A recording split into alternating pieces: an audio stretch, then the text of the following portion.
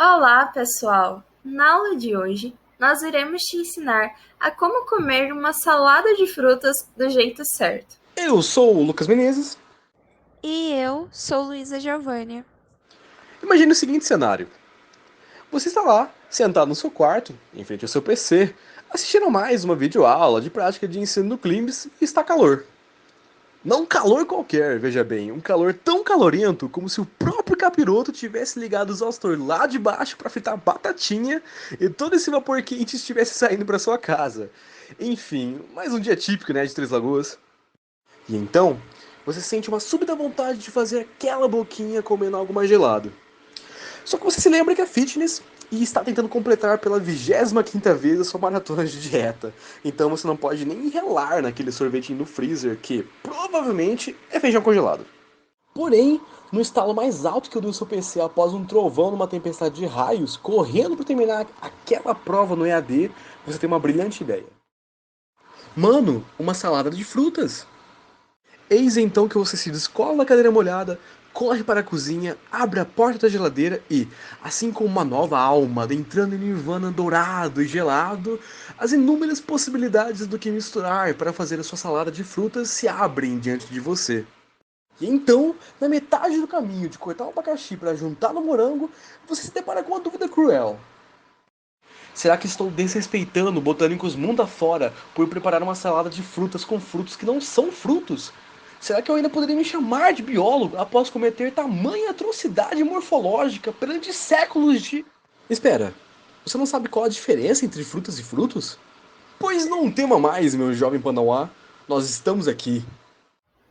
Olhe para esses alimentos: vagem, pimentão, chuchu, berinjela, azeitona, tomate, abobrinha, pepino e maçã. Você saberia dizer quais são os frutos e quem é o impostor? A diferença entre eles está no que a gente chama de frutas e o que é biologicamente considerado um fruto. Pode parecer meio estranho olhar para aquela berinjela gigante, roxona, esquecida na sua geladeira, e dizer que ela é um fruto, mas na verdade, na nossa linha temporal, existe ambos. Frutas que não são doces e partes doces das plantas que não são frutos. Desde que nós, humanos, nos entendemos como seres vivos, já criamos todo um costume popular de chamar de fruta as partes doces das plantas que lembram frutas verdadeiras. Bem, não chamar, mas pelo menos associar mentalmente ambos os conceitos, já que, nem sempre a nossa língua como conhecemos hoje existiu.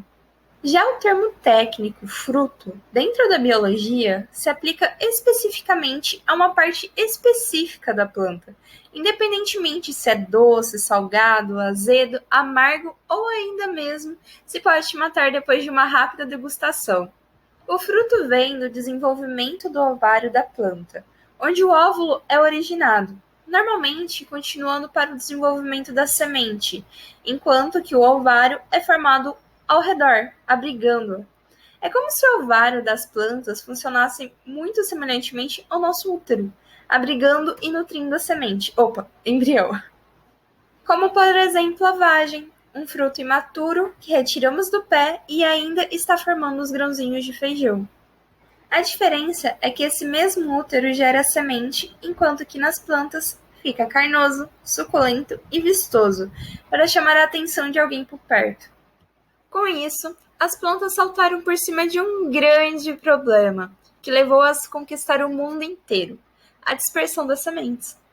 Tal e qual uma franquia de grande sucesso, ou um esquema de pirâmide legalizado e muito suculento, as angiospermas.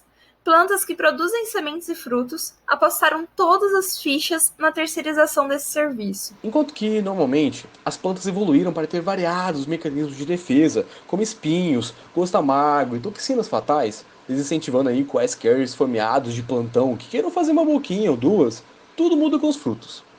Quando imaturos, possuem uma aparência esverdeada, camuflada na paisagem, mas logo mudam para tons vermelhos arroxeados, estonteantes, que se destacam em meias folhagens a dezenas de metros, exalando uma irresistível fragrância almiscarada, praticamente um anúncio do paraíso que você irá sentir quando a primeira mordida explodir em um arco-íris sumarento em sua boca, deixando uma sensação viciante de quero mais.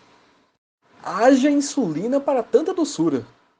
Com isso, as plantas formaram uma forte simbiose evolutiva com diversos animais, na qual as plantas pagam grandes quantidades de açúcares e nutrientes para verem-se livres de seus filhos, que serão ingeridos juntamente com a polpa da fruta, embarcando em uma montanha russa pelo intestino até saírem pela porta traseira em um cocô muito bem fertilizado, longe da planta mãe e livre para germinar e crescer em todo o seu potencial, sem se preocupar com disputar sol, espaços e nutrientes com a sua própria espécie. Isso deu tão certo que deu frutos, ou melhor, gerou uma variedade enorme de frutos na natureza que, por sua vez, alimentou o surgimento de uma grande variedade de animais frugívoros, amantes de frutinhas, como as aves e os mamíferos. Inclusive, tem um grupo bem famoso de mamíferos que adora comer frutas, nós, primatas. Gostávamos e ainda gostamos tanto de comê-las que hoje, se você nos enxerga aqui e agora ao vivo em tantas cores, foi por conta das frutas. Nós, primatas, somos um dos poucos mamíferos que enxerga 3 cores, o vermelho, o amarelo e o azul, enquanto que a maioria enxerga apenas 2. E uma das explicações mais plausíveis para isso foi devido à dieta de frutas dos nossos ancestrais, onde enxergavam mais cores, poderiam selecionar melhor as frutas mais maduras e suculentas para comer. E olhando por esse lado, quando a fruta só completa sua função quando um animal vem comer ela, de repente, muitas coisas passam a fazer sentido. Por exemplo, muitos frutos são laxantes. A ideia é que... Opa. E, com ideia, quero dizer a evolução selecionou esse tipo de característica. E não que a planta pensou, sabe o que seria bom. A ideia é que as sementes não sejam digeridas, passando direto pelo intestino com aquela pequena ajuda malandra do mamão, já caindo prontas e bonitinhas no solo, rodeadas de fertilizante quentinho. Aí vira mamão com açúcar, para o mamãozinho virar mamão. Ou talvez mamão com esterco, né? E já falando em mamão com açúcar, as plantas descobriram que, justamente, o açúcar é o melhor suborno. Se você quer atrair parceiros para uma simbiose, uma boa solução é produzir açúcar suficiente para tornar o fruto mais atraente. Tanto que a gente associa as frutas justamente com gosto doce, o que acaba gerando toda essa confusão aí, já que o açúcar pode ser acumulado em várias partes da planta. No fruto clássico, quem acumula açúcar é a parede do ovário. E é isso que acontece na formação de uma manga ou de um pêssego. Mas que também é o caso da nossa querida azeitona. Odiada por uns, amada por outros na terra da pizza, que não acumula lá tanto açúcar assim, mas é um fruto bem clássico, formado a partir do ovário da flor também. Na maioria dos frutos, várias sementes se desenvolvem dentro de um mesmo ovário, formando um fruto que recebe o termo técnico de baga, do inglês berry. Não tem nada a ver com o strawberry, que é o morango, apesar de levá-lo no nome. Muito pelo contrário. Quem cresce e acumula toda essa delícia açucarada é o receptáculo, a base da flor. O fruto real do morango são as sementes, que na verdade são frutos secos que se formam ao redor da semente, de fato, a abrigando. Sabe quem mais produz uma fruta assim? É o rei da fruteira, o abacaxi. Tanto que se você olhar os dois cortados de comprido, você pode notar uma estrutura bem semelhante. Outras bagas são banana, laranja, kiwi, a família Cucurbitaceae, que se encontra o melão, a melancia e seus parentes e primos não tão doces, como abóbora, pepino, que podemos dizer que parece uma mini melancia sem doce, e o nosso queridíssimo chuchu.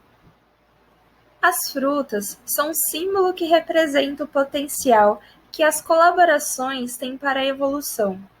Um processo que surgiu bem mais que uma vez na natureza, utilizando até outras partes das plantas. Então, toda vez que você comer um simples fruto ou uma fruta, você está participando voluntariamente de um esquema de pirâmide interespécies que durou milhões de anos e possibilitou que os angiospermas dominassem o mundo. gerando toda essa diversidade entre as aves e, quem sabe, possibilitando que nós estivéssemos aqui hoje saboreando uma salada de fruta tão diversa quanto gostosa. E ficamos por aqui. Esperamos que tenham gostado e até mais!